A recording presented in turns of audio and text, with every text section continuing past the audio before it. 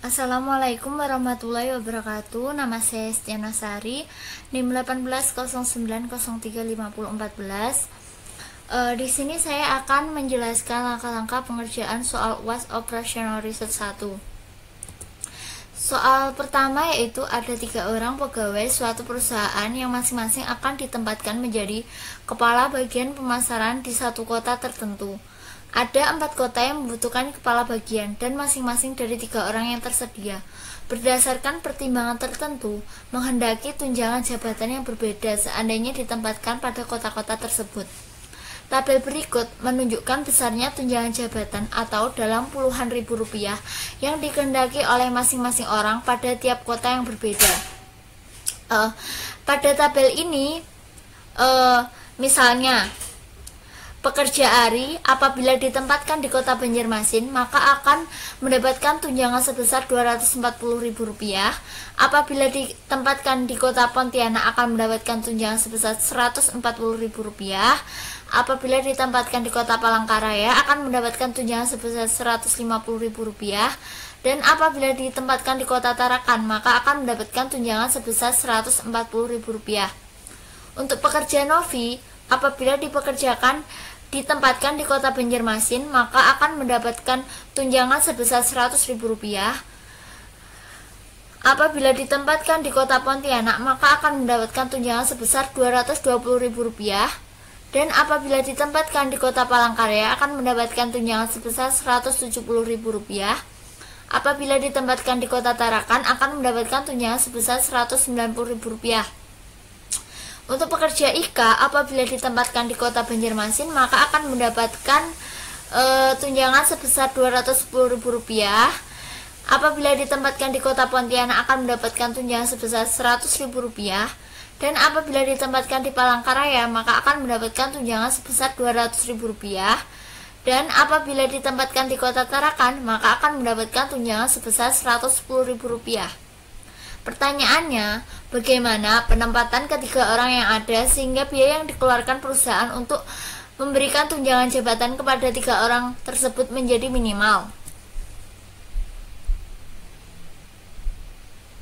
Langkah selanjutnya yaitu identifikasi masalah. Tabel ini adalah tabel seperti pada soal tadi. Langkah selanjutnya kita akan mengidentifikasi tabel ini.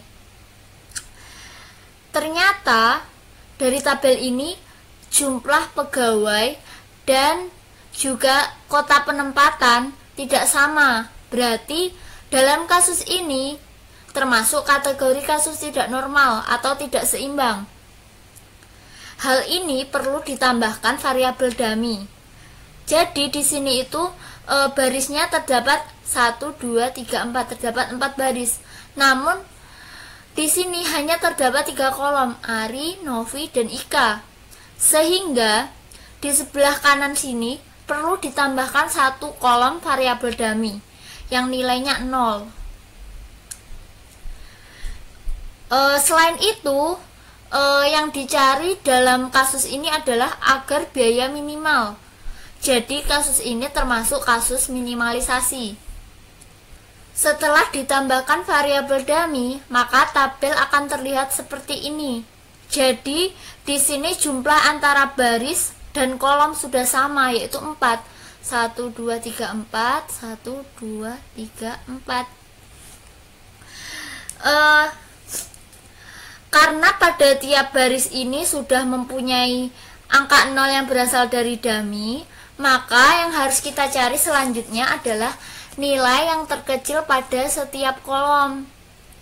Hal ini kemudian dipakai untuk mengurangi nilai lain pada kolom tersebut. Pada kolom pertama ini nilai terkecilnya ada 2, yaitu terletak di sini dan di sini, yaitu 140. Pada kolom kedua yaitu nilai terkecilnya 100 yang ada lingkaran merahnya. Untuk kolom ketiga, nilai terkecilnya yaitu 100.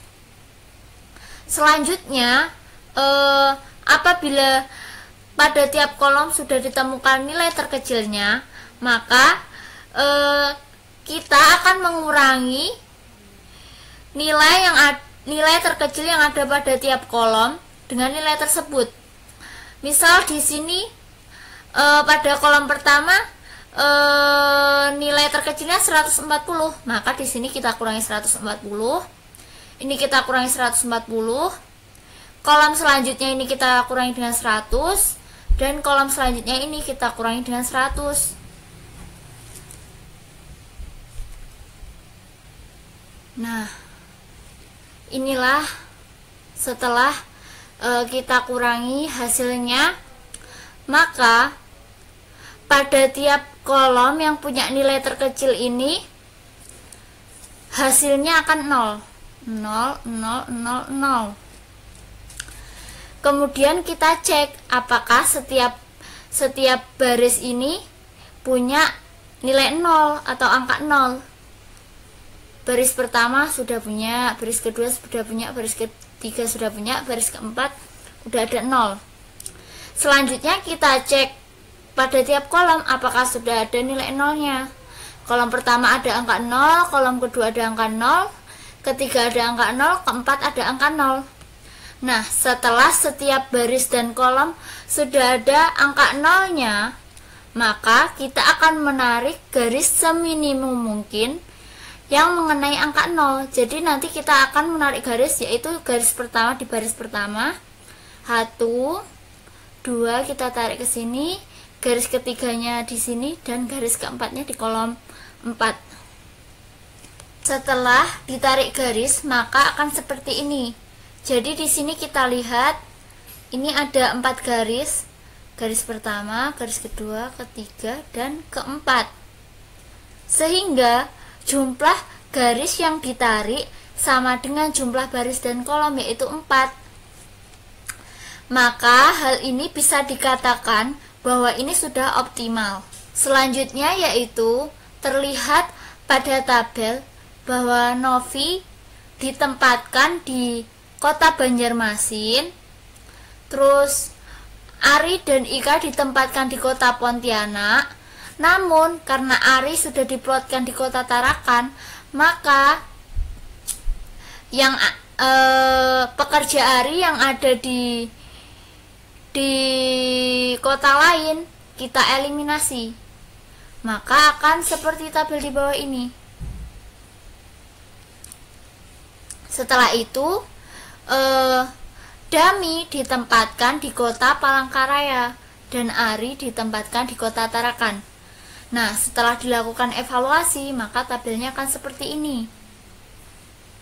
Setelah dilakukan evaluasi tabel, maka didapatkan hasil alokasi pekerjaan sebagai berikut. Novi akan ditempatkan menjadi kepala bagian pemasaran di kota Banjarmasin. Ika akan ditempatkan menjadi kepala bagian pemasaran di kota Pontianak. Dami akan ditempatkan menjadi kepala bagian pemasaran di kota Palangkaraya. Artinya, penempatan menjadi kepala bagian di Palangkaraya ini tidak ada orang atau kosong. Dan selanjutnya itu Ari. Ari akan ditempatkan menjadi kepala bagian pemasaran di kota Tarakan.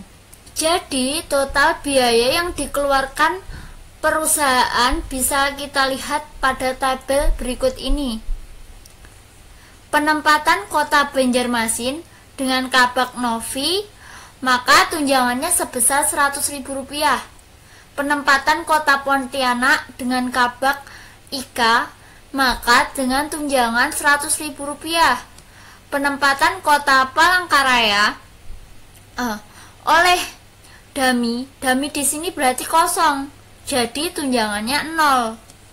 Dan selanjutnya yaitu penempatan kota Tarakan oleh kabak Ari, maka tunjangannya sebesar Rp140.000. Jadi total biaya yang dikeluarkan perusahaan untuk tunjangan jabatan kepada 3 pegawai agar tunjangan minimal adalah sebesar Rp340.000. Dan penempatan kota Palangkaraya ditugaskan kepada Dami, diasumsikan tidak ada yang mengerjakan. Selanjutnya yaitu soal nomor 2 UAS operasional riset 1. Soalnya yaitu sebuah perusahaan saat ini beroperasi dengan 3 buah pabrik yang memiliki kapasitas masing-masing sebagai berikut. Pabrik A, kapasitas produksi tiap bulannya 90 ton, pabrik B 60 ton, pabrik C 50 ton, totalnya 200 ton. Saat ini ada kebutuhan dari 3 kota besar yang harus dipenuhi dengan besaran permintaan masing-masing kota. Kota Solo, permintaan tiap bulan 50 ton, Kota Kudus 110 ton, Kota Tegal 40 ton, totalnya 200 ton. Perkiraan biaya transportasi tiap ton dari setiap pabrik ke masing-masing kota adalah: dari pabrik A ke kota Solo adalah 20.000, dari pabrik B ke kota Solo adalah 15.000, dari pabrik C ke kota Solo adalah 25.000, dari pabrik A ke kota Kudus adalah 5.000, dari pabrik B ke kota Kudus adalah 20.000, dari pabrik C ke kota Kudus adalah 10.000, dari pabrik A ke kota Tegal 8.000, dari pabrik B ke kota Tegal 10.000, dari pabrik C ke kota Tegal 19.000. Pertanyaannya, bagaimana distribusi sumber daya guna memenuhi kebutuhan dari ketiga kota besar tersebut? Selesaikan dengan metode least cost untuk NIM genap. Kemudian lakukan optimasi dengan menggunakan metode MODI. Yang kedua, berapakah total biaya yang harus dikeluarkan perusahaan dalam memenuhi kebutuhan ketiga kota tersebut? Dari kasus tadi, apabila ingin kita formulasikan ke dalam bentuk linear programming, berbentuk seperti ini. Jadi, fungsi tujuannya adalah minimize Z. Kenapa minimize Z? Karena kita ingin meminimalkan biaya transportasi, yang bunyinya sebagai berikut: 20.000 X11 plus 5.000 X12 plus 8.000 X13 plus 15.000 X21 plus 20.000 X22 plus 10.000 X23 sampai dengan X33. 20.000 di sini adalah biaya transportasi tiap ton dari pabrik A ke kota Solo. Sedangkan X11 ini adalah jumlah produksi yang harus dikirimkan dari pabrik A ke kota Solo. 5.000 di sini adalah biaya transportasi tiap ton dari pabrik A ke kota Kudus. X12 di sini adalah jumlah produksi yang harus dikirim dari pabrik A ke kota Kudus. Demikian selanjutnya. Dengan kendala, yang pertama ada kapasitas pabrik, yang kedua ada permintaan kota. Pada kapasitas pabrik, bunyinya X11 plus X12 plus X13 sama dengan 90. Artinya, jumlah yang dikirimkan dari pabrik A ke kota Solo ditambahkan pabrik A ke kota Kudus ditambah pabrik pabrik A ke kota Tegal, maka jumlahnya harus sama dengan 90. Karena kapasitas dari pabrik A ini hanya bisa 90 untuk mengirim. Sedangkan untuk pabrik B hanya 60, sedangkan untuk pabrik C hanya 50. Lalu pada permintaan kota bunyinya X11 plus X21 plus X31 sama dengan 50, X12 plus X22 plus X32 sama dengan 110, X13 plus X23 plus X33 sama dengan 40.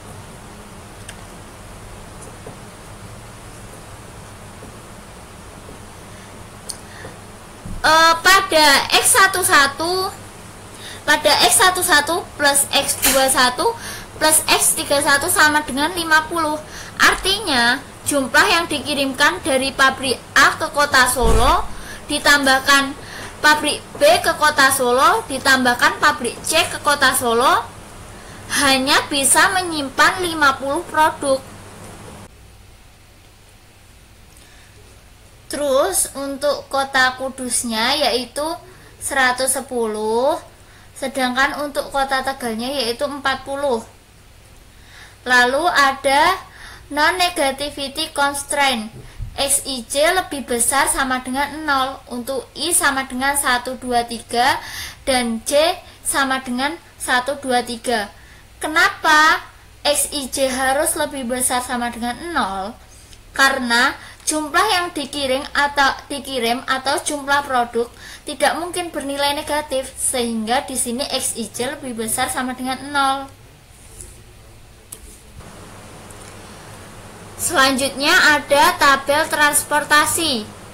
Jadi dari kasus tadi bisa dibuat tabel transportasi seperti pada gambar. Jadi pabriknya ada 3, yaitu pabrik A, pabrik B, dan pabrik C. Dan kotanya ada 3, yaitu Solo, Kudus, dan Tegal. Kemudian ada kotak-kotak kecil.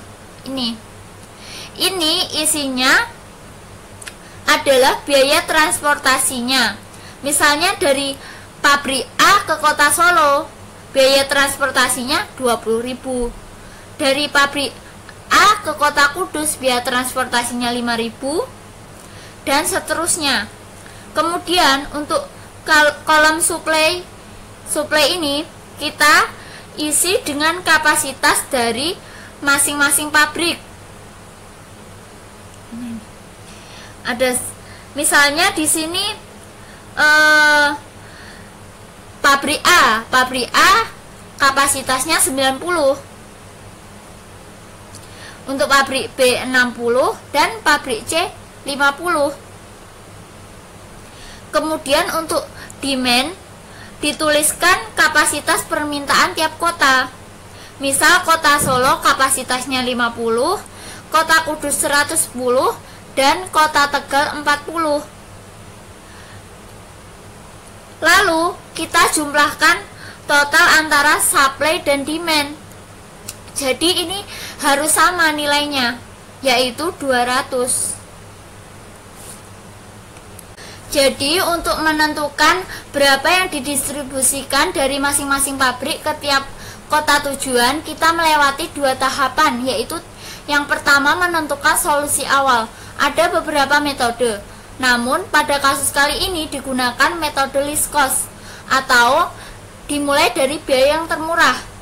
Tahapan kedua yaitu menentukan solusi optimal. Ada 2 metode, namun pada kasus kali ini digunakan metode distribusi yang dimodifikasi atau MODI, Modification Distribution. Untuk yang pertama yaitu menentukan solusi awal dengan menggunakan metode least cost. Jadi sesuai namanya, kita mengalokasikan sejumlah produk berdasarkan biaya yang paling kecil. Langkah pertama, dilihat biaya yang paling kecil dari sejumlah kolom ini.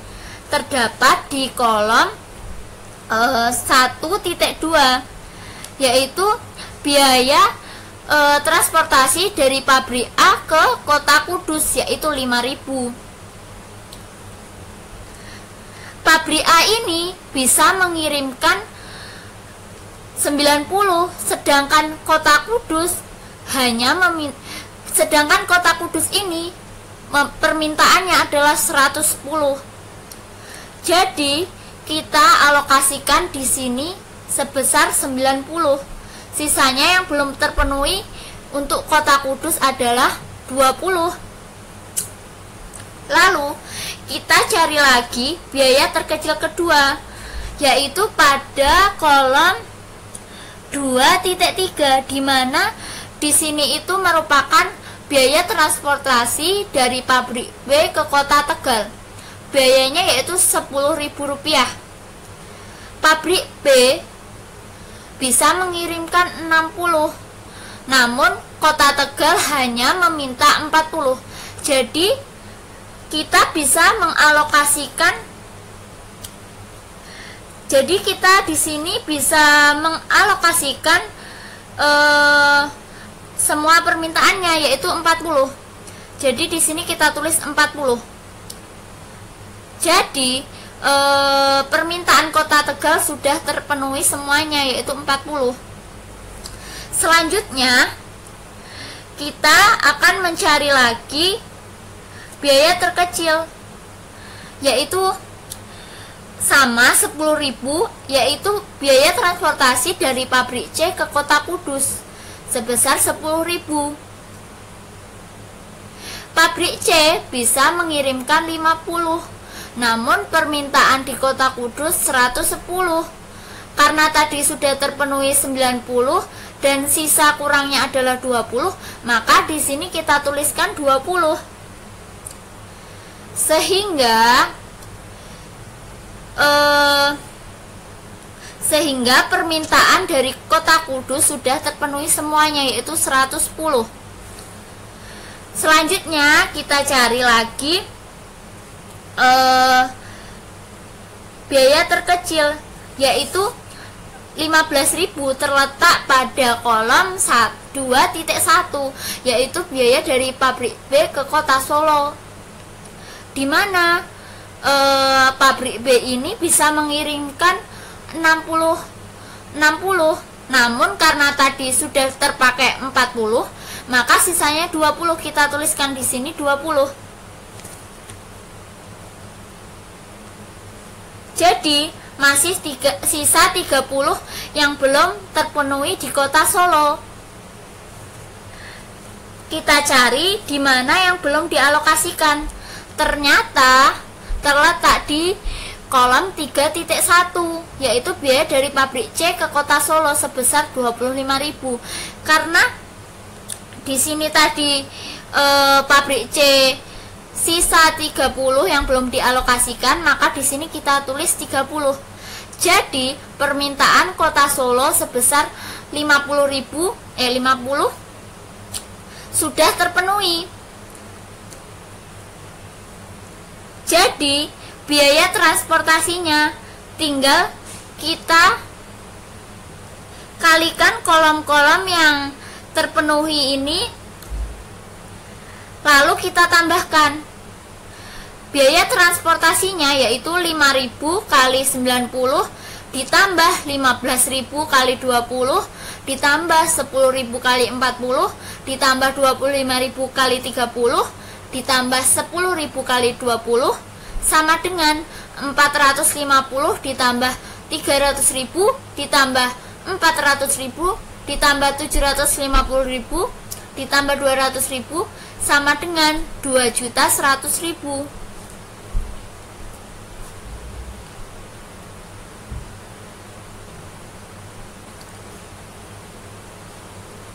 Setelah kita menyelesaikan masalah transportasi dengan metode awal, lalu dilanjutkan dengan solusi optimum, diperoleh dengan cara perbaikan terhadap solusi layak dasar yang telah dihasilkan. Ada dua metode solusi optimum, namun pada kasus ini kita menggunakan metode modification distribution. Modifikasi ini merupakan modifikasi dari metode stepping stone, di mana pada kasus kita tadi kita selesaikan dengan menggunakan metode least cost dulu. Kemudian untuk menggunakan modi ini kita harus mengidentifikasi U dan V-nya.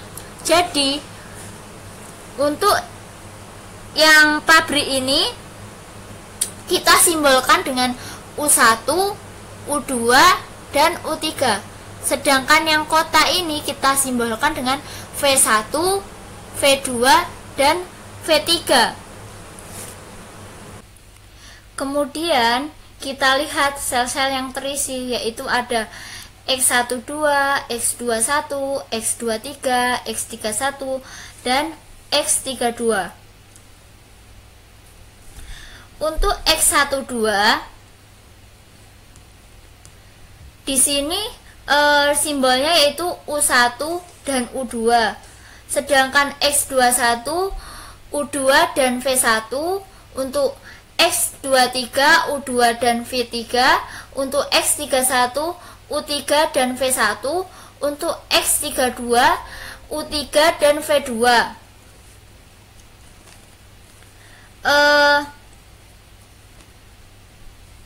Sesuai dengan peraturan pada metode Modi, jika U ditambahkan V, maka sama dengan nilai C-nya.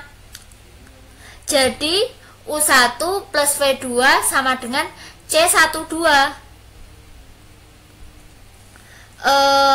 Sedangkan U2 plus V1 sama dengan C21. C ini menyimbolkan biayanya. Jadi contohnya di sini untuk X23. Maka U2 plus V3 sama dengan C23, di mana C23 ini nilainya adalah 10.000, sedangkan U31 sama dengan U3 plus V1, nilainya yaitu C31 sebesar 25.000. Untuk X31 yaitu U3 plus V2 sama dengan C32, maka nilainya ini 10.000. Di sini terdapat 5 atau M plus N min 1 persamaan dengan 6 atau variabel M plus N variabel tak diketahui. Jadi satu variabel tidak diketahui, maka diambil U1-nya sama dengan 0. Selanjutnya kita akan menentukan nilai U dan V-nya. Langkah pertama, ditentukan dahulu di mana diketahui U1-nya ini sama dengan 0. Lalu kembali kepada formulasi sebelumnya. U1 plus V2 sama dengan C12 sama dengan 5.000. Karena U1 sudah diketahui 0, maka nilai V2-nya yaitu sebesar 5.000. Lalu kita lanjut lagi ke kolom yang bisa dicari dengan variabel yang sudah diketahui, yaitu di kolom 3.x3.2, di mana x3.2 ini U2 plus V2 sama dengan 10.000. Karena V2-nya di sini udah diketahui 10.000, V2-nya sudah diketahui karena V2-nya sudah diketahui 5.000, maka untuk mencari nilai U3-nya berapa? Berarti nilai U3-nya sebesar 5.000. Selanjutnya kita ke kolom 3.1. Di sini X3.1 ini merupakan U3 plus V1. Karena sudah diketahui U3-nya sebesar 5.000, maka nilai V1-nya untuk mendapatkan 25.000, maka nilai V1-nya ini 20.000. Lalu pada langkah selanjutnya yaitu untuk kolom 2.1, di mana kolom 2.1 ini U2 plus V1. Karena V1-nya sudah diketahui 20.000, maka nilai U2-nya sama dengan min 5.000. Dan untuk yang terakhir yaitu pada kolom 2.3, di mana X2.3 itu U2 plus V3 sama dengan 10.000. Karena nilai U2-nya sudah diketahui min 5.000, maka nilai V3-nya yaitu sebesar 15.000. Kemudian dihitung perubahan biaya pada setiap kota atau sel kosong dengan persamaan KIJ sama dengan CIJ min UI min VI, maka diperoleh K11 sama dengan 20.000 min 0 min 20.000 sama dengan 0, K13 8.000 min 0 min 15.000 sama dengan min 7.000, K22 sama dengan 20.000 min dalam kurung min 5.000 min 5.000 sama dengan 20.000, K33 sama dengan 19.000 min 5.000 min 15.000 sama dengan min 1.000.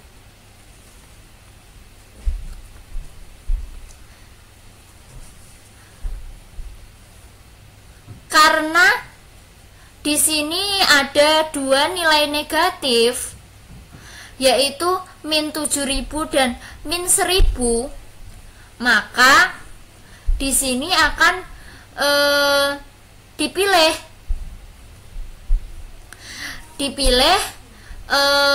yang paling kecil penurunan dengan yang dipilih nilai yang paling kecil dengan penurunan terbesar, yaitu min 7.000 pada kolom 1.3.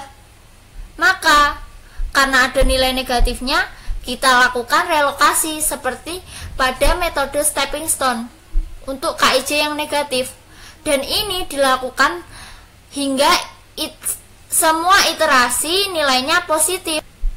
Lalu di sini dilakukan iterasi 1, yaitu pada kolom 1.3, di mana kita akan membuat jalur tertutup, yaitu dimulai dengan mengalokasikan 1 unit pada kotak X13 dari tabel di sampingnya atau di atas ataupun di bawah, dipilih nilai negatif yang paling minimum.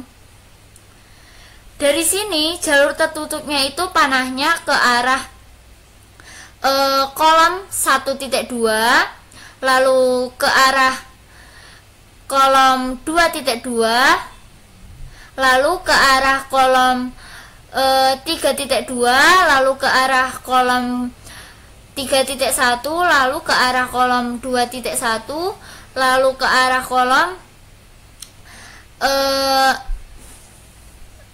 2.3, lalu kembali lagi ke arah 1.3, di mana di setiap panah ini bermula dari sini. Ini nilainya positif, negatif, positif, negatif, positif, negatif, positif, di mana di sini ada nilai-nilai tertentu pada setiap jalur ini. Nah, dari ini kita lihat di sampingnya kolom 1.3, di samping ataupun di atas ataupun di bawahnya yang memenuhi jalur tertutup. Kita lihat di bagian sini yang termasuk nilai minimum yang diambil dari nilai negatif yang paling minimum. Maka di sini akan terlihat bahwa 30.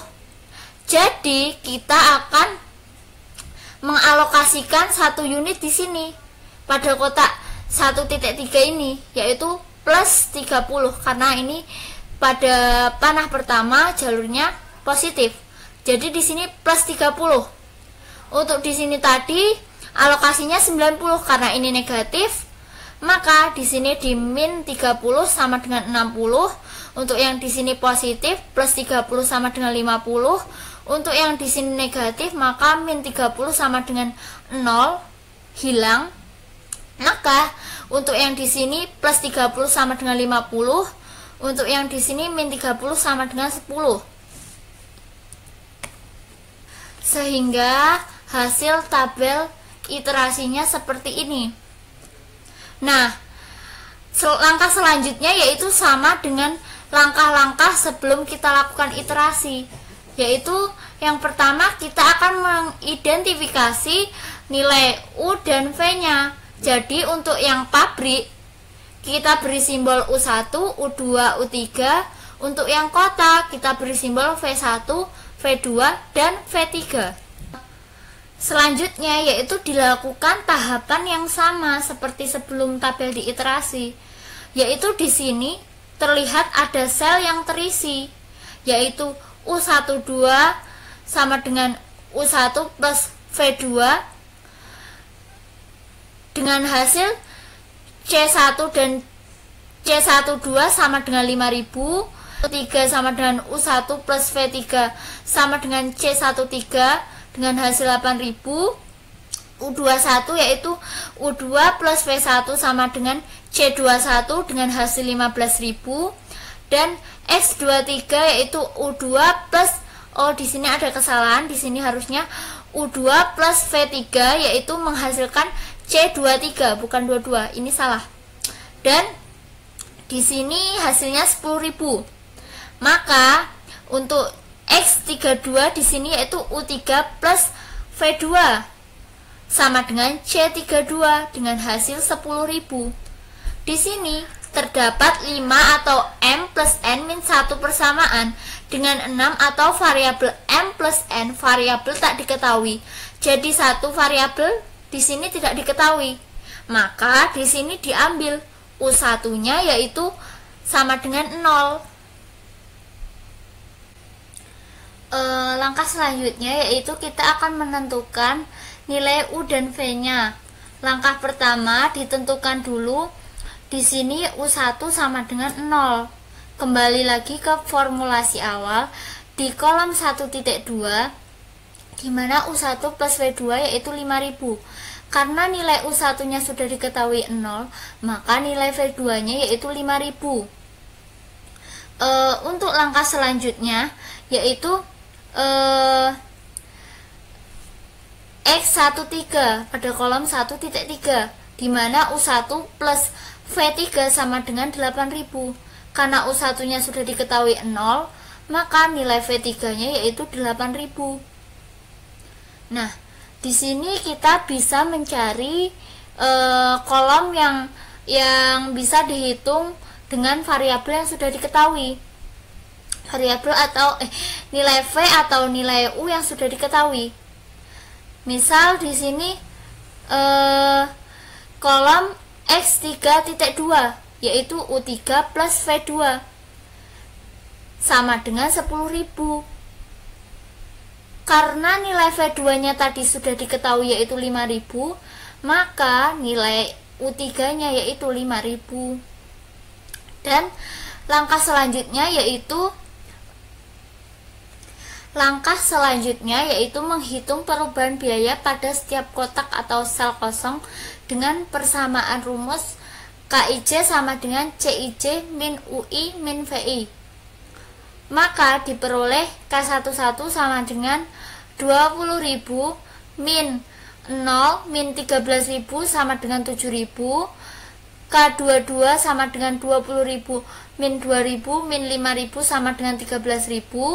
K31 sama dengan 25.000 min 5.000 min 13.000 sama dengan 7.000. K31 sama dengan 19.000 min 5.000 min 8.000 sama dengan 6.000, di mana 20.000 ini merupakan C11, 0 ini merupakan U1, dan 13.000 ini merupakan V1, sehingga hasilnya 7.000. Demikian pula ini 20.000 ini merupakan C22 dan 2.000 ini merupakan U2 dan 5.000 ini merupakan V2, sehingga menghasilkan 13.000. Ternyata setelah dilakukan satu kali iterasi, hasilnya positif semua, sehingga ini bisa dikatakan sudah optimum. Sehingga hasil akhirnya yaitu seperti pada tabel di bawah ini, dimana jika kita ingin menghitung biaya transportasinya, maka kita tinggal mengalihkan sel-sel yang terisi ini lalu kita jumlahkan, sama dengan biaya transportasi sama dengan 5.000 kali 60 ditambah 8.000 kali 30 ditambah 15.000 kali 50 ditambah 10.000 kali 10 ditambah 10.000 kali 50 sama dengan 300.000 ditambah 240.000 ditambah 750.000 ditambah 100.000 ditambah 500.000, sehingga biaya transportasinya adalah Rp1.890.000. Selanjutnya yaitu untuk soal nomor 3 atau soal yang terakhir. Soalnya adalah berikut ini. Diketahui Maximus Z sama dengan 8x1 plus 5x2. Subjek 2-nya x1 plus x2 kurang dari sama dengan 6. 9x1 plus 5x2 kurang dari sama dengan 45. x1, x2 lebih dari sama dengan 0 dan integer. Selesaikan menggunakan metode branch and bound jika diketahui hasil akhir dari metode simplex sebagai berikut. Pada soal sebelumnya terdapat kekeliruan, yaitu di variabel x1 dan x2 nilai RHS-nya terbalik. Namun di sini sudah saya benahi. Jadi dengan hasil yang tadi sudah didapat di perhitungan simplex itu, kita cari solusinya dengan cara pembulatan ke bawah atau disebut dengan LB-nya. Jadi di sini x1 sama dengan 3, x2 sama dengan 2, dan jika x1 dan x2 diinput ke dalam fungsi tujuan, maka nilai z-nya yaitu 34. Di sini kita buat cabang untuk model kedua dan model ketiga. Karena tadi kita pilih batasan yang punya pecahan terbesar, maka kita akan memilih x1 yang akan dicabangkan terlebih dahulu. Karena x1-nya 3,75, ini berarti di antara 3 dan 4. Maka pada cabang kedua kita tuliskan x1 kurang dari sama dengan 3, dan pada cabang ketiga kita tuliskan x1 lebih dari sama dengan 4. Sehingga perhitungannya sebagai berikut. Pada model LP2, jika nilai x1 sama dengan 3 kita substitusikan pada batasan pertama, maka akan menghasilkan x2 sama dengan 3 dan z sama dengan 39. Jika nilai x1 sama dengan 3 kita substitusikan pada batasan kedua, maka akan menghasilkan x2 sama dengan 3,5 dan nilai z-nya sama dengan 42. Ini melewati upper bound karena pada sebelumnya nilai z itu 41,25. Sehingga ini nanti tidak dipakai untuk perhitungan selanjutnya. Nah, sekarang untuk model LP3-nya, apabila nilai x1 sama dengan 4 kita substitusikan ke dalam batasan pertama, maka akan menghasilkan x2 sama dengan 2, z sama dengan 42. Hal ini juga melewati upper bound. Selanjutnya, jika nilai x1 sama dengan 4 kita substitusikan pada batasan kedua, maka akan menghasilkan x2 nya sama dengan 1,8 dan z nya sama dengan 41.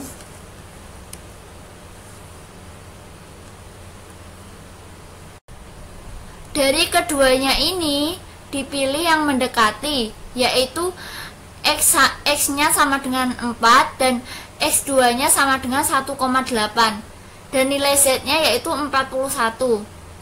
Dan ini dibagi lagi menjadi cabang 4 dan cabang 5 atau model 4 dan model 5. Berarti dipecah, yaitu x2 kurang dari sama dengan 1 untuk di model keempat, dan untuk di model kelimanya x2 lebih dari sama dengan 2. Sehingga perhitungannya sebagai berikut. Pada model LP4, jika nilai x2 kurang dari sama dengan 1 atau x2 sama dengan 1 kita masukkan ke batasan pertama, maka akan menghasilkan x1 sama dengan 5, z sama dengan 45, dan ini juga melewati upper bound. Jika nilai x1 sama dengan 4 kita masukkan ke batasan yang kedua, maka akan menghasilkan x1 sama dengan 4,4 dan z sama dengan 40,5.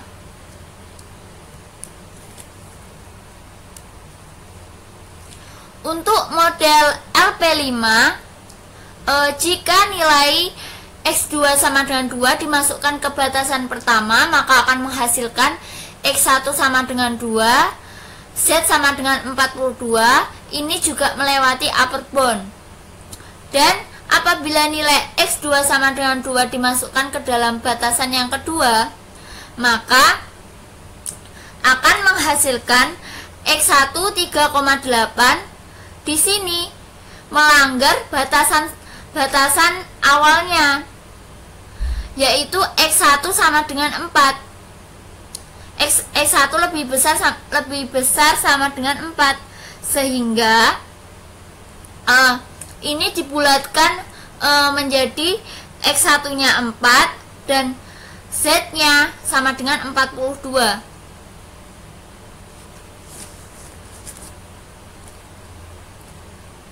Karena dua-duanya sama-sama melewati UB dan tidak ada hasil yang dapat digunakan untuk perhitungan selanjutnya, maka untuk model LP5 ini dapat dikatakan invisible. Jadi di sini dapat dikatakan invisible.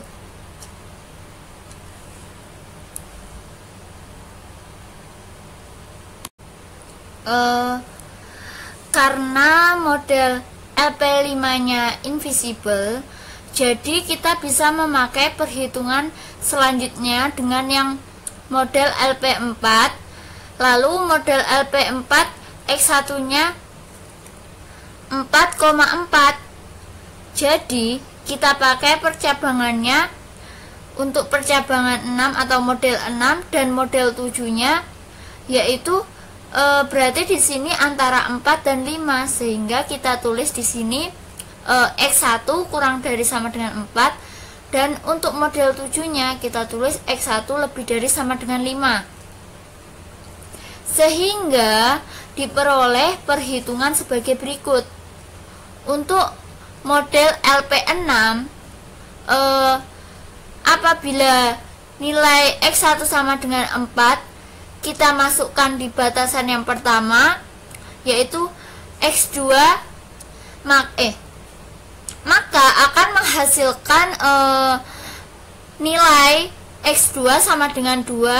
Hal ini melanggar batasan sebelumnya, yaitu X2 kurang dari sama dengan 1. Maka ini kita jadikan kebersamaan sebelumnya. Jadi didapatkan X2 sama dengan 1 dan Z sama dengan 37. Untuk selanjutnya, jika nilai X1 sama dengan 4 dimasukkan ke atau disubstitusikan ke batasan yang kedua, maka akan menghasilkan nilai X2 sama dengan 4,4. Hal ini melanggar batasan sebelumnya, yaitu X2 kurang dari sama dengan 1. Maka kita jadikan seperti persamaan sebelumnya, yaitu X2 sama dengan 1 dan Z sama dengan 37. Untuk model LP7 nya, setelah disubstitusikan X1 sama dengan 5 ke dalam batasan yang pertama, maka akan menghasilkan X2 sama dengan 1 dan Z sama dengan 45. Ini melewati upper bound. Dan jika nilai X1 sama dengan 5 ini kita substitusikan ke batasan yang kedua, maka akan menghasilkan X2 sama dengan 0 dan Z sama dengan 40. Jadi di sini kita bisa melihat sudah didapatkan hasil dengan nilai integer atau bulat yang paling mendekati dengan upper bound. Jadi di sini solusi optimumnya adalah X1 sama dengan 5, X2 sama dengan 0 dan Z sama dengan 40. Inilah hasil pembahasan dari soal yang pertama, kedua, dan ketiga. Kurang lebihnya saya mohon maaf. Wassalamualaikum warahmatullahi wabarakatuh.